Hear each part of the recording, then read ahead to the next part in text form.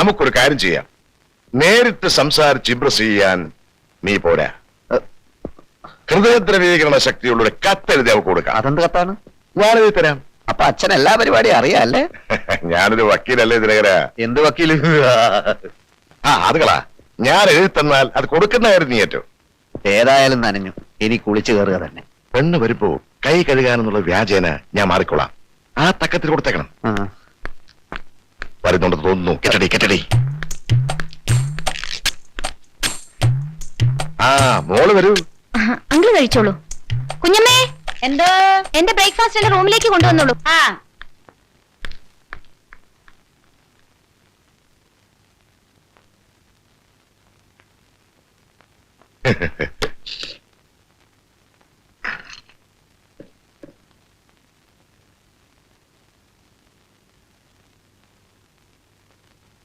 ഇനി ഒന്നും നോക്കാറില്ല. കത്ത് ദോശക്കടയിലേക്ക് കയറ്റിക്കോ. കത്ത് ദോശക്കടയിലേക്ക് കയറ്റിക്കോ.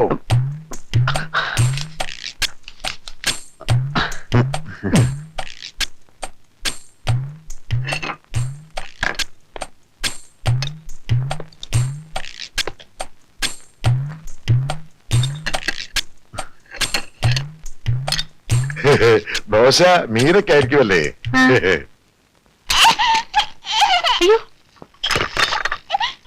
അയ്യോ, എന്റെ മോള് വീണോ? പോട്ടെ പോട്ടെ പോട്ടെ.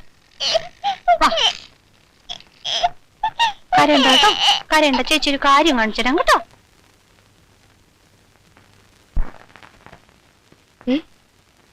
ഇതാരാ ഇവിടെ കൊണ്ടുവച്ചേ? ഓ, നമ്മൾ ഡൈനിങ് ടേബിളിൽ ഇരിക്കുന്ന ഇഷ്ടമല്ലായിരിക്കും. വിശന്നിട്ട് ഞാനിതൊന്ന് കഴിക്കട്ടെ. ഇതൊക്കെ എന്തിനാ ഇങ്ങോട്ട് കൊണ്ടുവന്നത്? നിങ്ങൾ കഴിച്ചില്ലേ? കഴിച്ചെന്ന് വരുത്തി. ആ വേലക്കാരി തള്ളയുടെ മോന്ത കാണുമ്പോ വയറ് നിറച്ച് കഴിക്കാൻ തോന്നുന്നില്ല. ഇതും കൂടി ഞാൻ കഴിക്കട്ടെ? വേണ്ട വേണ്ട, ഇത് തൊടണ്ട. എനിക്കുള്ളത് ആരോ കോണിപ്പൊടിയെ കൊണ്ട് വെച്ചിട്ട് പോയതാ. അടുക്കളയിലോട്ട് ചെല്ലണ്ടാന്നായിരിക്കും. എന്നാ കുടിക്കാൻ ഒരു ഗ്ലാസ് വെള്ളം എടുത്തുണ്ടോ? വെള്ളമൊക്കെ എടുത്തോണ്ട് തരാം, പക്ഷെ ഇത് തൊടരുത്. ഞാൻ ആകെ വിശന്നിരിക്കുക. ഞാൻ തൊടില്ല. സത്യം. എന്നാ നീ തുപ്പി വെച്ചിട്ട് പോക്കോ. തുപ്പൊന്നും വേണ്ട പൊന്നേ, എനിക്ക് വിശ്വാസമല്ലേ. എടുക്കരുത്. ഇല്ലടി. അയ്യോ, ഞാൻ മൂടി വെച്ചിട്ട് പോ.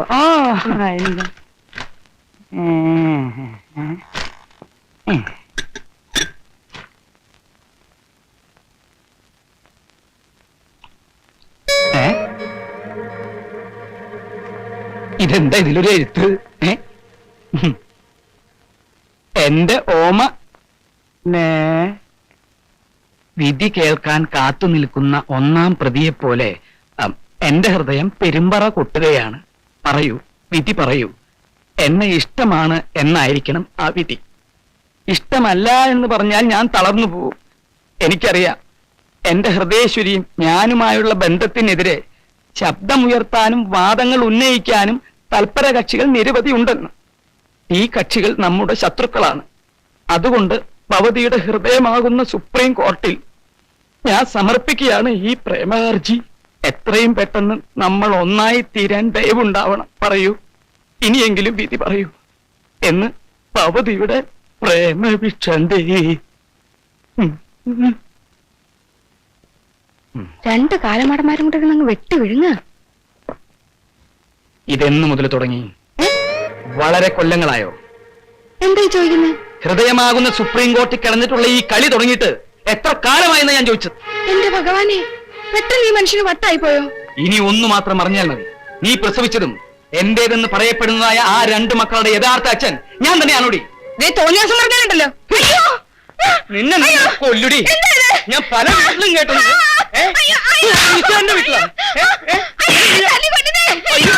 എന്റെ വീട്ടിലാണ് എന്നെ മാറിക്കണോ? അടിച്ചു മരിക്കണമെന്നല്ലേ റോഡോട് ഇറങ്ങിക്കോ. ഇതിനകത്ത് പറ്റത്തില്ല. എനിക്ക് മനസ്സിലാവാത്തത്. നിന്റെ ഈ പ്രായത്തില് നിനക്കൊരുത്തം പ്രേമലേഖനായിരുന്നെങ്കിൽ നീ എത്രയ്ക്കും ഭയങ്കരമായിരിക്കണ്ടേ. അവനെ നീ എങ്ങനെ വല വീശി പിടിച്ചടി? പ്രേമലേഖനോ? ഇതെന്തൊക്കെയായി പറയുന്നേ? അതേടി, ദോശ തുടരെന്ന് പറഞ്ഞപ്പോഴേ എനിക്ക് മനസ്സിലായി അതിന്റെ അകത്ത് എന്തോ കളറുണ്ട്. വിശ്വാസവഞ്ചന കാണിച്ചാലേ ശിക്ഷയ്ക്ക് പരിധിയില്ല മകളെ. എനിക്കൊന്നും അറിഞ്ഞൂടെ എന്റെ മുത്തച്ഛൻ. നിനക്കൊന്നും അറിയില്ലല്ലേ? ആ വന്നേ. സോറി, മുത്തച്ഛൻ വന്നേ. ഞാനോ? എന്റെ കർത്താവ്,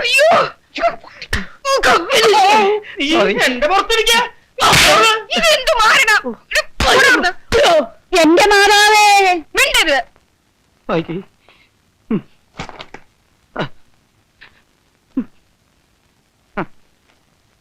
മനസ്സിലായി. എന്ത് മനസ്സിലായി? ഇത് എഴുതിയത് ആരാണെന്ന് മനസ്സിലായി. ഓ എങ്കിൽ പറഞ്ഞതാ, ഞാൻ ഇപ്പൊ തന്നെ പോയി അവന്റെ കഥ കഴിക്കും. കഥയൊന്നും കഴിക്കണ്ട, നിർബന്ധമാണ് രണ്ട് ഇടി കൊടുത്തരും. ഓക്കെ. ആരാ? ഇതൊരു വക്കീൽ എഴുതിയ പ്രേമലേഖനമാ. വിധിയും കോട്ടും കണ്ടില്ലേ? ഉവ്വ്. ഏത് വക്കീൽ? പുറത്തുനിന്നൊരു വക്കീൽ തന്റെ ഭാര്യയ്ക്ക് കത്തെഴുതുമെന്ന് ഞാൻ വിചാരിക്കുന്നില്ല. എന്ന് വെച്ചാൽ? ഓ അത് ശരി, അവൻ. എടാ വക്കീലേ,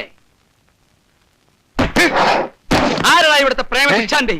നിന്റെ പ്രേമഹർജി എന്റെ ഭാര്യയുടെ അടുത്താ? അയ്യോ, അതൊക്കെ എവിടെ കയ്യിലെത്തി? അപ്പൊ നീ തന്നെയാണ് എന്റെ ആളല്ലേ? നിനക്ക് എന്നെ മനസ്സിലായില്ല. എന്താണ്? എന്തേ? അയ്യോ എന്റെ അമ്മോ! അടിച്ച കൈ ഒടിക്കച്ച. അല്ല വക്കീൽ സാറേ, എന്റെ അമ്മോ! അയ്യോ!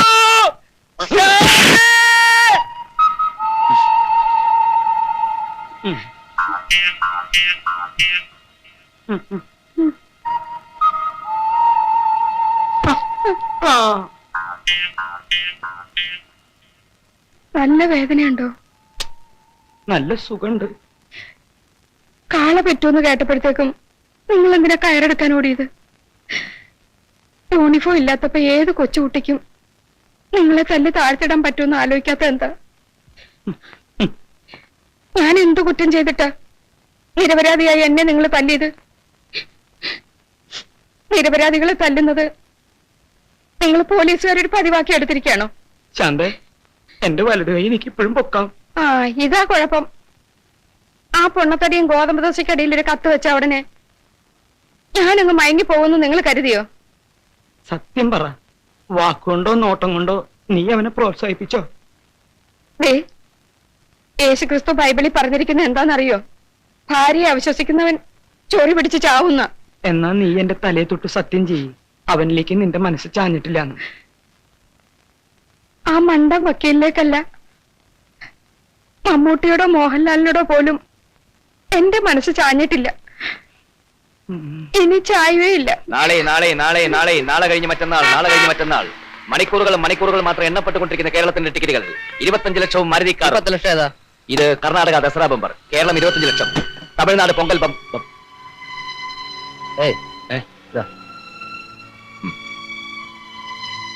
നാളെ നാളെ നാളെ നാളെ കഴിഞ്ഞ് മറ്റന്നാൾ, നാളെ കഴിഞ്ഞ് മറ്റന്നാൾ നറുക്കെടുക്കുന്ന കേരളത്തിന്റെ ടിക്കറ്റുകൾ 25 ലക്ഷവും ഒരു മാരുതി കാറും ഒന്നാം സമ്മാനമായി നൽകുന്നു. അങ്കമാലിയിലെ പാവപ്പെട്ട താറാവാൻ 25 ലക്ഷവും അംബാസഡർക്കാരും നേടിക്കൊടുത്ത അതേ ഏജൻസിയുടെ ടിക്കറ്റുകൾ. ഭാഗ്യദേവത നിങ്ങളെ മാടി മാടി വിളിക്കുകയാണ് സഹോദര. നിങ്ങൾക്കറിയില്ലല്ലോ, ഈ ഒരു പ്രശ്നത്തിന്റെ പേര് ഞാനും കുര്യച്ചനുമായിട്ട് ശരിക്കൊന്നും ഉരസിരിക്കുക. നിങ്ങൾ ഒരച്ച് തീ ഉണ്ടാക്കുക, എന്ത് വേണേലും ചെയ്തു. അന്നേ ഞാൻ പറഞ്ഞാണല്ലോ നിങ്ങളുടെ ഫാക്ടറി ജോലിക്ക് എന്റെ ഡോഗ് വരുന്നു. ആ ഒരു തെറ്റ് പറ്റിയാതെ തിരുത്താൻ ശ്രമിക്കുന്ന ഒരു തെറ്റാണോ? നിങ്ങൾ തിരുത്തണ്ടെന്ന്. പാവപ്പെട്ടവർ നിങ്ങൾ ഇനിയും തല്ലിച്ചതയ്ക്കണം. സാറേ, സാറിന് ലോട്ടറി ടിക്കറ്റ് വല്ലതും വേണമെങ്കിൽ പറ. മിസോറാം ബമ്പറുണ്ട്, കർണാടകയുണ്ട്. ദസറ സ്പെഷ്യലിന് 2 ദിവസം മാത്രമേ ബാക്കിയുള്ളൂ. ഏത് വേണമെങ്കിലും പറഞ്ഞോ. നിങ്ങൾ പറഞ്ഞല്ലോ നിങ്ങളുടെ അമ്മ ഈ ലോട്ടറി ടിക്കറ്റ് വിൽപ്പനയുടെ കാര്യം അറിഞ്ഞിട്ടില്ലെന്ന്. ഇല്ല, അറിഞ്ഞിട്ടില്ല. ഇപ്പോഴും ഫാക്ടറി ജോലി തന്നെയാണെന്ന് അമ്മയുടെ വിചാരം. എംകോംകാരൻ മകന് ടിക്കറ്റ് വിൽപ്പനയാണെന്ന് അറിഞ്ഞാലേ അമ്മയ്ക്കത് ഭയങ്കര വിഷമാവും. അതുകൊണ്ട് അറിയിച്ചിട്ടില്ല. പാർത്ഥസാരഥിരമ്മേ, ആ എന്തിനാ അമ്മയെ വിളിക്കുന്നത്? ആ ടിക്കറ്റ് വിൽപ്പനയുടെ കാര്യം ഒന്ന് പറയാമെന്ന് വിചാരിച്ച. നിങ്ങൾക്കൊരു ഭ്രാന്തുണ്ടോ? പെറ്റതള്ളയുടെ മുമ്പിൽ സത്യം മറച്ചു വെക്കുന്നത് ശരിയല്ല. പാർത്ഥസാരഥിരമ്മേ, വളരെ കഷ്ടമാണ് നിങ്ങൾ ഈ ചെയ്യുന്നത്. ഇതെന്റെ അമ്മയ്ക്ക് താങ്ങാനാവില്ലെന്ന് നിങ്ങൾ പറഞ്ഞില്ലേ? ഒരു കുഴപ്പമില്ല. നിങ്ങൾ ഇവിടെ നിന്ന് പോയി തരാമോ? ഞാനൊന്ന് പറഞ്ഞിട്ട് പോയിക്കോളാം. ഓ, ഞാൻ നിങ്ങളെ കാല് പിടിക്കാൻ വേണമെങ്കിൽ. എടോ മനുഷ്യ, തന്നെ ഞാൻ വെറും തൊഴിലാളിയായിട്ടല്ല അങ്ങോട്ട് വിളിച്ചത്, അവിടുത്തെ അക്കൗണ്ടന്റ് ആയിട്ടാ. അപ്പൊ താനത് മൈൻഡ് ചെയ്തില്ല. വൈരാഗ്യബുദ്ധി തനിക്കാകാമെങ്കിലേ എനിക്കും കുറച്ചൊക്കെ ആകാം. അതാ വരുന്നുണ്ട്. ആമാങ്ക അത് വന്ന് ലോട്ടറി ഫാക്ടറി അമ്മ ഫാക്ടറി. ഇവരുടെ കമ്പനിയിൽ എന്നെ പുതിയ അക്കൗണ്ടിനെ പുറപ്പെടலாம். அப்படியா?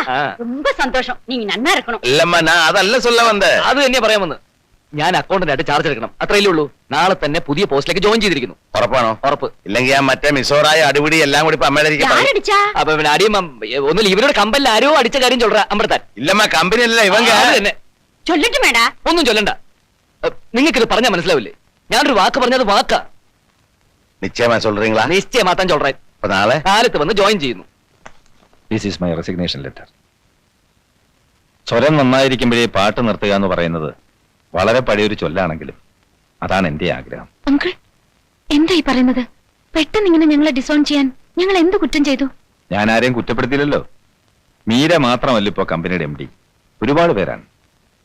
ഞാൻ ജോലിയിൽ നിന്ന് പിരിച്ചുവിട്ട ഒരു സാധാരണ തൊഴിലാളി ഇപ്പോ കമ്പനിയുടെ അക്കൗണ്ടന്റ് ആണ് പോലും. അങ്കിൾ, അത് അയാളുടെ യഥാർത്ഥ സ്ഥിതി അറിഞ്ഞാൽ... അറിഞ്ഞാലെന്താ? അയാൾ ചിലപ്പോ പട്ടിണിക്കാരനായിരിക്കും. ഇവിടെ പട്ടിണിക്കാർ ധാരാളം ഉണ്ടല്ലോ. നമ്മുടെ ഈ ഒരു ഫാക്ടറിയിലെ വരുമാനം കൊണ്ട് ഈ നാട്ടിലെ മുഴുവൻ ആളുകളുടെയും പട്ടിണി മാറ്റാൻ പറ്റുമോ? അങ്ങനെയല്ല അങ്കിൾ, അയാൾ നേരത്തെ അവിടെ, പിന്നെ അയാൾ ആശുപത്രിയിലായപ്പോ ആകപ്പാടെ ആ ഒരു ഗിൽറ്റി കോൺഷ്യസ് കൊണ്ട്... മനസ്സിലാവാഞ്ഞിട്ടല്ല, അയാളെ പിരിച്ചുവിടാൻ ഞാൻ പറയുകയില്ല. ഞാനില്ലേലും ഫാക്ടറി നടന്നോളും, അത്രേ ഉള്ളൂ. Uncle please. പിരിഞ്ഞു പോകുന്നതിൽ നിങ്ങളെക്കാൾ വിഷമം എനിക്കുണ്ട്. പക്ഷേ ഇതെന്റെ ഫൈനൽ ഡിസിഷനാണ്. നാളെ മുതൽ ഞാൻ ഫാക്ടറിയിൽ വരില്ലെന്നല്ല പറഞ്ഞത്. നിങ്ങൾക്ക് എഫിഷ്യന്റായ ഒരാളെ കിട്ടുന്നത് വരെ, എന്ന് വെച്ചാൽ മാക്സിമം ഒരു 3 മാസം വരെ ഞാൻ നിൽക്കാം. അതിൽ കൂടുതൽ എന്തായാലും എന്നെ കൊണ്ട് വയ്യ.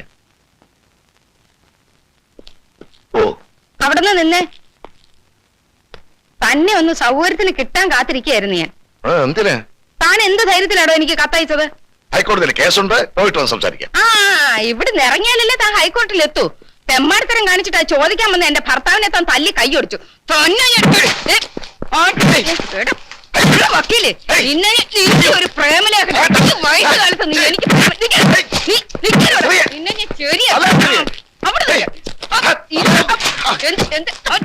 കൊല്ലി ഞാൻ നിന്നെ. നിന്റെ എഴുതരുത് ആർക്കും. നിന്റെ ഒരു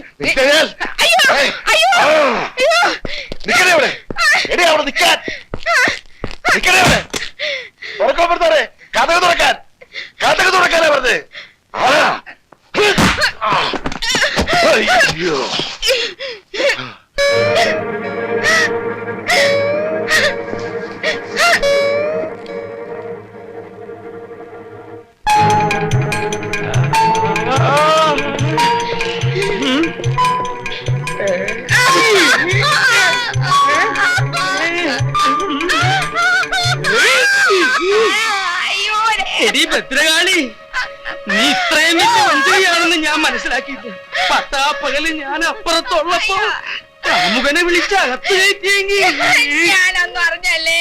എനിക്ക് മതി, എല്ലാം മനസ്സിലായി.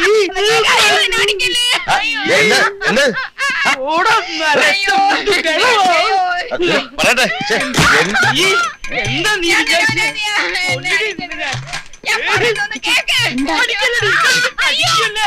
എന്നെ ഞാൻ പറയുന്നത് കേക്ക്. ഞാൻ ഞാൻ കയ്യോടിച്ചു.